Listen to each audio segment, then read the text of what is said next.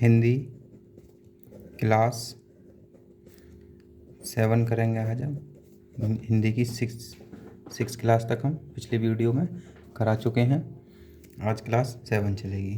तो आज क्लास 7 में हमारा टॉपिक है वाक्य भेद।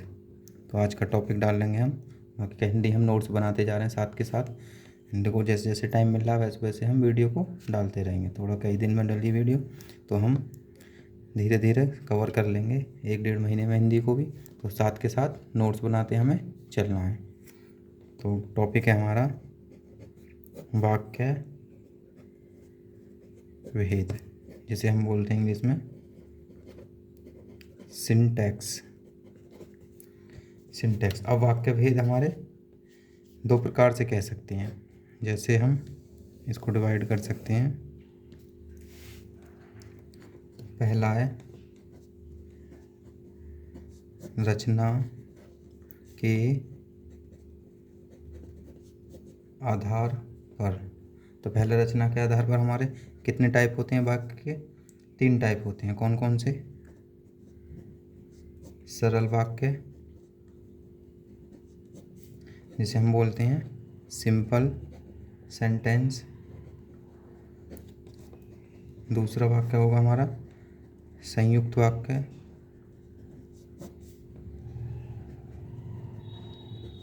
जिसे बोलेंगे हम कंपाउंड। संयुक्त का मतलब होता है कंपाउंड सेंटेंस। तीसरा, अभी तो हम इसके टाइप पढ़ रहे हैं, अभी इनको एक्सप्लेन करेंगे हम एक एक करके। मिश्रित वाक्य। मिश्रित वाक्य इंग्लिश में बोलते हैं इसे कॉम्प्लेक्स सेंटेंस।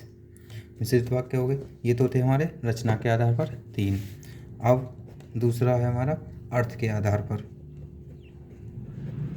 अर्थ के आधार पर वाक्य।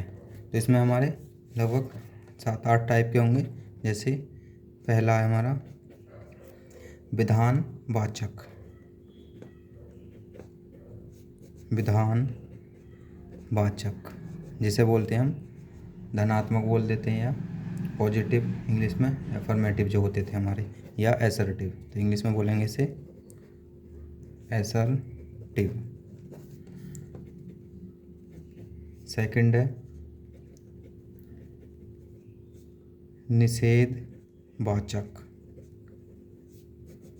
निषेध, ये हमारे अर्थ के आधार पर चल रहे हैं। निषेधवाचक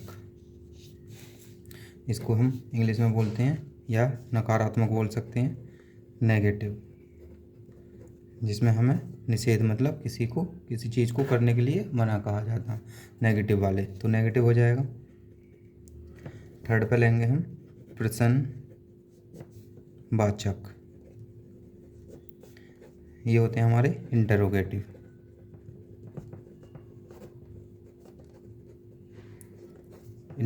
वाले। अगला है हमारा फोर्थ इंटरोगेटिव। ये हमारे 2 टाइप के होते हैं, पर यहाँ पर एक टाइप में आ जाते हैं इंटरोगेटिव। आज्ञावाचक।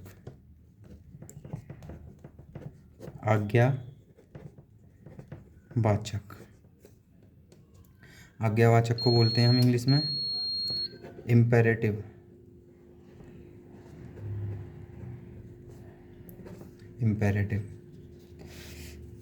अगला टाइप है इसका इच्छावाचक होता है। इच्छावाचक को हम इंग्लिश में बोल सकते हैं इलेटिव। 6 टाइप पे लिख लेंगे हम इसका। संदेहवाचक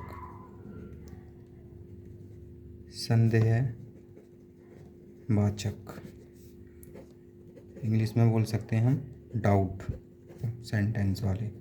7 पे हम लिखेंगे विस्मयबोधक।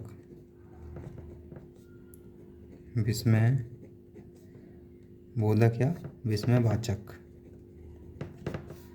इंग्लिश में बोलते हैं एक्सक्लेमेटरी या एक्सक्लेमेशन। अगला 8 पर हम लिख सकते हैं संकेतवाचक। संकेतवाचक इंग्लिश में बोलेंगे इसे हम कंडीशनल। देखो अर्थ के आधार पर हमारे ये टाइप होते हैं, इनको बस ऐसे पूछेगा अर्थ के आधार पर कौन सा टाइप है। और रचना के आधार पर हमारे सिंपल, संयुक्त और मिश्रित वाक्य होंगे। तो हम सिंपल ये जो वाक्य हैं हम इनको डिटेल में एक्सप्लेन करेंगे कैसे कैसे होते हैं या कैसे पहचान होती है। लेकिन इससे पहले हम कुछ चीज़ें समझ लेते हैं क्या क्या हमारी होती हैं। तो सबसे पहले हम देखो वाक्य जो होते हैं हमारे 2 भागों में बांटा जाता है। तो हम लिख लेंगे वाक्य को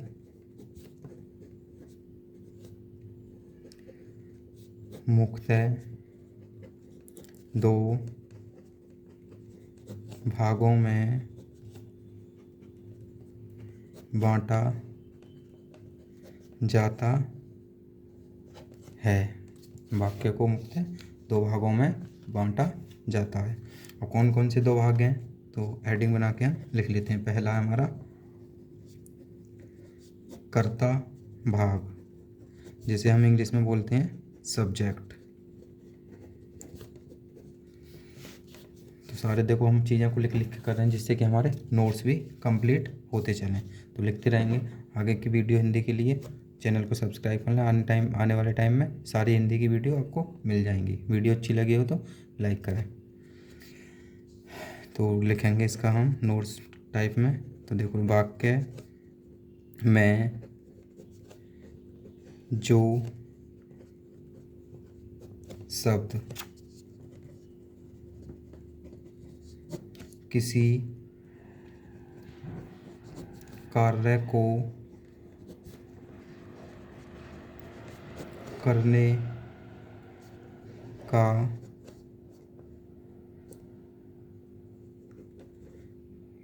द्योतक, जो कार्य को करता है, द्योतक हो, कर्ता कहलाता है। तो ये तो हो गया पहला भाग, कर्ता भाग। अब इसका सेकंड भाग होता है हमारा विधेय भाग। एक सेंटेंस में कर्ता भाग और विधेय भाग, जिसे हम इंग्लिश में बोल देते हैं ऑब्जेक्ट या प्रेडिकेट। ऑब्जेक्ट या प्रेडिकेट।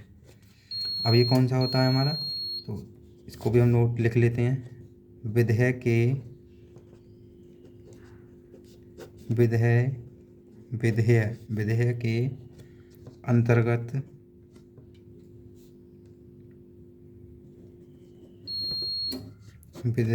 अंतर्गत सहायक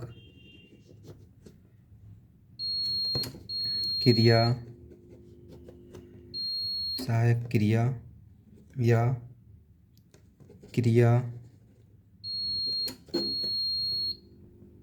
कर्म तथा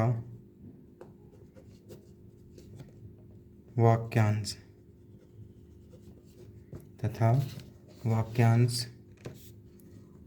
का प्रयोग किया जाता है। तो देखो विधेय के अंतर्गत कौन कौन सी चीज़ें आती हैं हमारी, क्रिया कर्म या फिर वाक्यांश के बारे में जो भी बताया जाता है वो हमारे विधेय वाले पार्ट में आते हैं। बाकी कर्ता भाग में सब्जेक्ट वाला जो मेन पार्ट होता है, जो किसी कार्य को करता है, वो पार्ट आता है। तो ये तो हमारे वाक्य के भेद हो गए। 2 भागों में बांटते हैं वाक्य को। अब इसको कैसे पहचानेंगे, कर्ता कौन सा है और विधेय कौन सा है, तो हम इसको लिख सकते हैं नोट करके। कर्ता को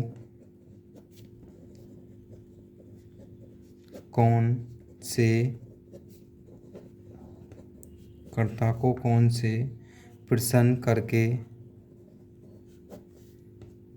निकाला निकाला जाता है। जैसे मैं तुमको पढ़ाता हूँ, तुमको कौन पढ़ाता है, तो कौन करके आंसर हमारा निकाला जा सकता है, तो वो क्या होता है हमारा कर्ता। अगला है हमारा कर्ता भाग के अंतर्गत, कर्ता भाग के अंतर्गत हो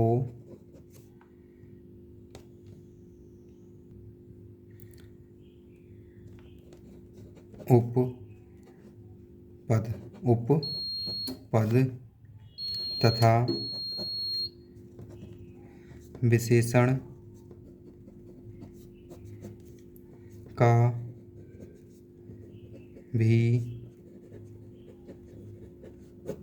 प्रयोग किया जाता है। तो कर्ता के अंदर हमारे उपपद और विशेषण भी आ जाते हैं। तो ये हो गए हमारे नोट्स। अब इसके बाद हम प्रकार पढ़ लेते हैं। प्रकार हमारे 3 थे, हेडिंग डाल लेंगे प्रकार। तो पहला प्रकार है हमारा सरल वाक्य। पहले बता चुके हैं स्टार्टिंग में हम सरल वाक्य, सिंपल सेंटेंस। तो इसको भी नोट्स के टॉप में हम लिख लेते हैं। तो जिन वाक्यों में एक उद्देश्य तथा एक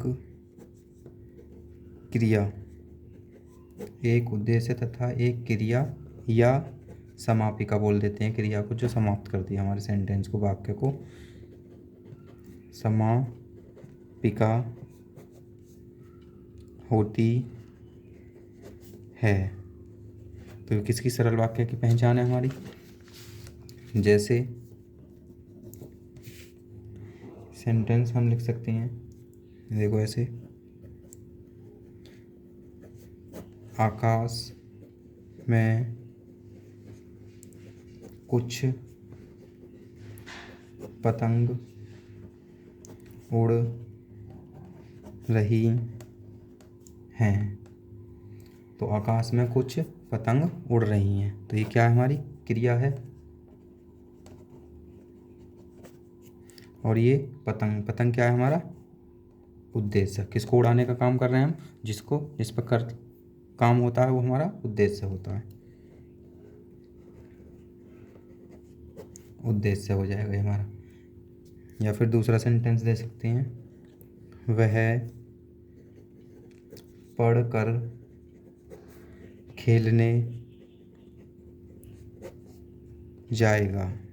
वह पढ़कर खेलने जाएगा। अब देखो, वह पढ़ने का काम किस पर हो रहा है, वह पर, तो ये क्या है हमारा उद्देश्य। पढ़कर खेलने जाएगा, पढ़ना और खेलना क्रिया है हमारी, पढ़कर जाएगा, तो ये हमारी क्या हो जाएगी क्रिया, समापिका क्रिया। तो पहले काम को समाप्त होगा, पढ़ने का काम खत्म होगा जब खेलने जाएगा, तो ये क्या आ जाएगी हमारी क्रिया। और एक नेगेटिव में भी देख सकते हैं, देखो, कपिल फुटबॉल नहीं खेलता है। तो इसमें भी हम निकाल सकते हैं उद्देश्य, ये हमारी क्रिया हो जाएगी खेलना, और फुटबॉल क्या है हमारा उद्देश्य हो जाएगा, और फुटबॉल नहीं खेलता। तो इसका सरल वाक्य हो गया। सेकंड पे था हमारा संयुक्त वाक्य। संयुक्त से पता पड़ रहा है जिससे में 2 वाक्य हों, संयुक्त वाक्य जिसे कंपाउंड बोलते थे, संयुक्त वाक्य। तो इसको हम लिख लेते हैं नोट्स फॉर्म में पहले। तो इसको हम कैसे लिखेंगे, वह वाक्य जिसमें 2 पूर्ण या स्वतंत्र पूर्ण या स्वतंत्र उपवाक्य, उपवाक्य मतलब छोटे छोटे वाक्य हों और समुच्चय, समुच्चय बोधक, समुच्चय बोधक शब्द जिसे बोलते हैं हम कंजक्शन, कंजक्शन से जुड़ा हो और कंजक्शन से जुड़ा हो और या एक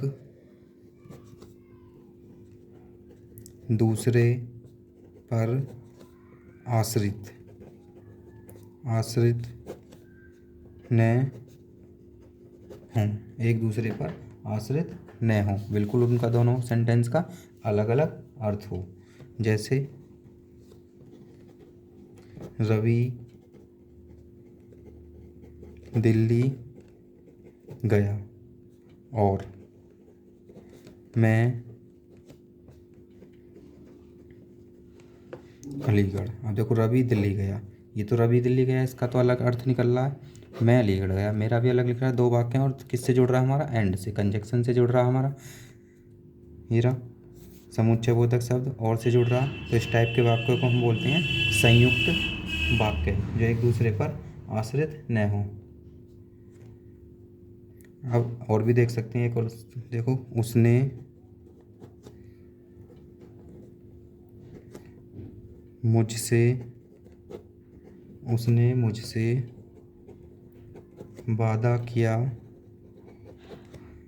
उसने मुझसे वादा किया था परंतु वह आया। तो परंतु क्या हमारा? बट कंजक्शन का काम करेगा। उसने मुझसे वादा किया था और वह आया, तो ये हमारा संयुक्त वाक्य प्रकार हो जाएगा। तो ऐसे हम पहचान सकते हैं संयुक्त वाक्य कौन सा है और सरल वाक्य कौन सा है। पेपर में हमें पूछने के लिए आता है तो हम यहाँ से हम आसानी से बता सकते हैं कि कौन सा संयुक्त है और कौन सा सरल वाक्य है। अगला टाइप है इसका तीसरा हमारा मिश्रित था हमारा।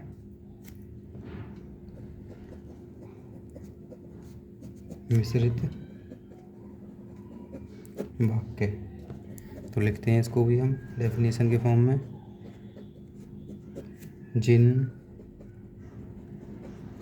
वाक्यों में एक वाक्य पूर्ण हो तथा